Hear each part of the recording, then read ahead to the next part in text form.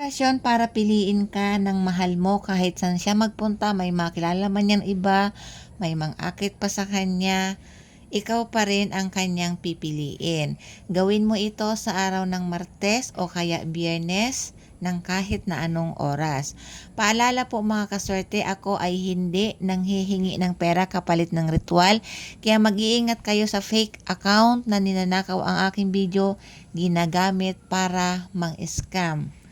So, ang gagawin nyo mga kaswerte, habang ginagawa mo ito, si target mo ang iyong iniisip. Yun po ang pinakasikreto ng paggawa ng ritual. I-manifest mo siya na para bang kausap mo siya sa harapan mo. Kumuha ka ng isang malinis na papel. Ito ay sample lang naman po, pero ang gagamitin natin ay yung papel na walang guhit-guhit, coupon band po. Una, gumuhit ka muna ng infinity sign. Pag naisulat mo na yung infinity sign, isulat mo ang mga salitang ito sa loob ng infinity sign. Dito naman sa kabila. So, pwede nyo pong i-screenshot para makopya ninyo. Isulat nyo lang po yan. Hindi nyo kailangan banggitin. Sa taas, isulat mo ang pangalan ni target mo. Dito sa baba, isulat mo ang tunay na pangalan mo. Ibig sabihin, hindi palayaw.